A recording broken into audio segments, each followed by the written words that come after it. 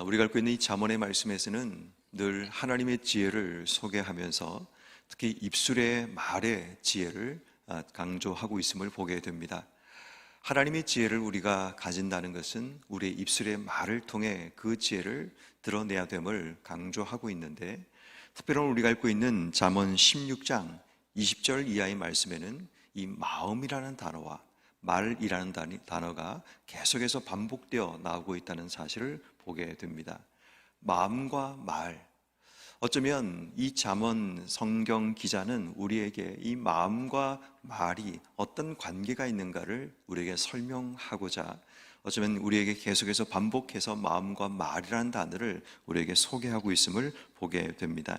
21절 말씀에도 보면 마음이 지혜로운 자는, 또 입이 선한 자는, 이 마음과 입에 대한 부분을 설명하고 있고, 23절에도 지혜로운 자의 마음은 그의 입을 슬기롭게 하고, 또 24절에도 말과 마음을 같이 연결하면서 선한 말이 마음에 달고 라고 표현하고 있고, 26절 말씀에는 또 그의 입에 대한, 27절에도 입술에 대한 부분, 28절에도 폐역한 마음과 또 쟁이의 말에 대한 부분을 이야기합니다. 29절에도 강포한 마음을 가진 자와 또 이웃을 꾀는 그런 말에 대한 부분을 소개하고 있고, 30절에도 눈짓을 하는, 누군가를 속이기 위해서 눈짓을 하는 그것과 입술을 닫는 자, 다시 말해 진실이 필요할 때 말하지 않는 그런 자들의 관계에 대한 부분을 설명하고 있습니다. 결국 여러분, 이 관계를 통해서 말과 이 마음의 관계에 대한 부분을 설명하면서 결국 우리가 하고 있는 그 말이라는 것은 마음에서 시작된다라는 것을 이야기합니다. 우리의 마음이 평안하지 않을 때는 입에서 나오는 말도 평안한 말이 나올 수가 없습니다.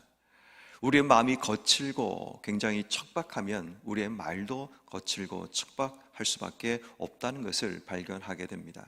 그렇다면 여러분, 오늘 하루 우리가 말에 실수하지 않고 또 말을 지혜롭게 하기 위해서는 우리의 마음을 다스려야 하는 겁니다. 그래서 오늘 성경 말씀의 결론처럼 말하는 것이 32절 말씀입니다. 노하기를 더디하는 자는 용사보다 낫고 자기의 마음을 다스리는 자는 성을 빼앗는 것보다 나으니라 라고 말씀하고 있습니다.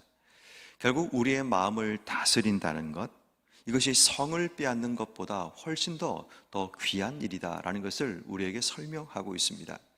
마음을 다스려야지만 우리의 분노도 조절이 되고, 마음을 다스려야지만 우리의 말도 조정이 가능하다는 겁니다. 늘 우리의 실수는 마음이 평안하지 않고 마음에서 흔들리기 때문에 우리의 모든 결정이나 우리의 모든 입술의 말들이 실수가 일어나게 되는 것입니다. 그러므로 오늘 하루 우리가 삶을 살아가면서 우리가 어떻게 살아야 되는가 하면 우리의 마음이 하나님 안에서 평안을 주시기를 기도해야 됩니다. 어떤 삶의 환경 앞에서 내 마음이 흔들리지 않는 굳건함과 견고함을 우리의 마음속에 주시기를 기도해야 됩니다. 그럴 때 우리의 말이, 아름다운 말이 나오게 되고 은혜를 끼치는 말이 나오게 되고 또 사람들에게 덕을 끼치는 그런 말을 할 수 있게 되는 겁니다. 그렇다면 여러분, 어떻게 해야지 우리가 마음이 평안할 수 있고 또 마음을 다스릴 수 있을까? 오늘 성경은 두 가지 지혜를 우리에게 설명하고 있습니다. 그 첫 번째는 20절 말씀에 삼가 말씀에 주의하는 자는 좋은 것을 얻나니 여호와를 의지하는 자는 복이 있느니라 라고 말씀하고 있습니다. 첫 번째 주시는 교훈의 말씀은 말씀에 주의하는 것, 이것을 이야기하는데, 이 말은 다른 말로 얘기하면 말씀을 우리 마음속에 채우는 것, 그것을 의미합니다. 하나님 말씀이 내 속에 채워진다는 것, 그것이 우리의 마음을 다스릴 수 있는 첫 번째 방법이 될 수 있음을 이야기합니다. 하나님 말씀이 내 마음속에 채워지게 되면 그 말씀이 우리의 입을 통해 나아가게 됩니다. 여러분, 적어도 우리가 주일 말씀을 받았으면 그 한 주간 동안은 우리의 입술의 언어가 주일 말씀을 통해 우리의 삶에 드러나는 것은 굉장히 중요한 부분입니다. 말씀이 내 삶 속에 채워졌으면 그 말씀으로 내 삶을 해석하고 말씀으로 누군가에게 말을 할 때 그 말씀이 담겨 있어야 됩니다. 기도할 때도 여러분, 그 말씀이 우리의 기도 가운데 담겨 있어야 합니다. 저는 참 좋아하는 기도가 지난주일 말씀을 담아서 기도하시는 장로님들의 기도, 또 때로는 수요일날 기도하시는 분들이 지난주일 말씀을 그 기도에 담아서 그 기도 가운데 고백하는 거 참 좋아합니다. 왜냐하면 그분의 마음속에는 말씀이 있다라는 거잖아요. 그 말씀이 그 속에 있기 때문에 그 기도 가운데 그 말씀이 담겨 있는 겁니다. 다시 말해 우리 인생 가운데 하나님 말씀이 내 속에 담겨 있는 것, 그것이 내 삶 속에 채워진 것, 당연히 그것이 내 입을 통해 내 삶을 통해 드러나게 되는 겁니다. 절대로 여러분, 하나님 말씀은 주일날 듣고 그냥 이 문을 나갈 때 잊어버린 말씀이 아니라 기억하고 채워야 될 말씀입니다. 적어도 한 주간 동안은 하나님이 그 말씀을 통해 우리 인생 가운데 말씀하시기 때문에 그 말씀을 반드시 붙들고 말씀 안에 거하는 삶을 살아가야 하는 겁니다. 그런 의미에서 말씀을 내 삶 속에 채우고 그 말씀에 주의하여 인생의 삶을 산다는 것은 결국 내 삶 속에 다가오는 위험을 막을 수가 있고, 우리 인생의 중요한 판단과 어떤 결정에 있어서 그 말씀이 우리 인생의 판단의 근거가 될 수 있습니다. 물론 때론 우리의 삶이 실수할 수 있지만 분명히 믿는 한 가지는 하나님께서 우리의 삶을 인도하신다는 겁니다. 그런 의미에서 우리의 삶이 오늘 하루 삶을 살아가면서 하나님 말씀이 내 속에 채워지고 그 말씀을 내 마음속에 담아 그 말씀 따라 우리의 삶의 말과 행동과 우리의 삶의 행동들이 결정이 되는 그런 삶이 되기를 주 여러분 축원합니다.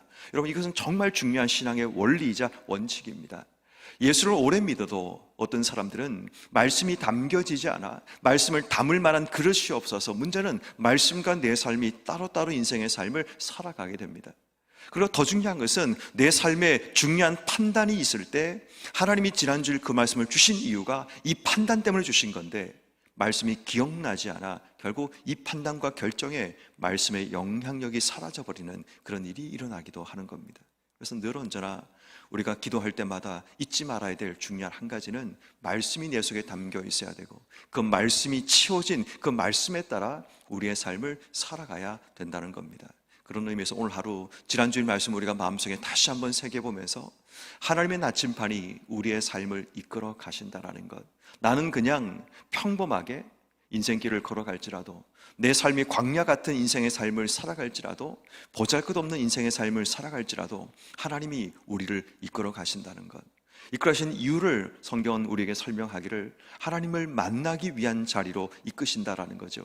그렇다면 우리가 오늘 만나는 수많은 사람들, 우리가 가는 삶의 자리, 그 모든 것에서 하나님 만나라고 우리를 그것으로 이끄신다면 오늘 우리가 중요하게 찾아야 될 한 가지는 감정적인 부분이 아니라 누군가 어떤 일을 이루기 위한 것이 아니라 하나님께서 우리에게 무엇을 주시고자 하는지 그 하나님을 만나기 위해 그것을 갈 수 있는 그런 마음이 우리에게 필요한 겁니다. 그뿐 아니라 우린 그곳에서 하나님의 다스림과 통치를 경험하는 하나님 나라도 우리의 삶 속에 경험해야 하는 겁니다.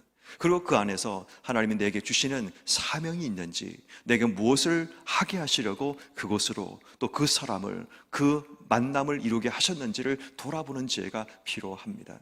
그래야지만 우리 인생이 하나님 나침반 따라 뭔가를 시작할 때 하나님의 역사가 우리의 삶 속에 시작되는 겁니다.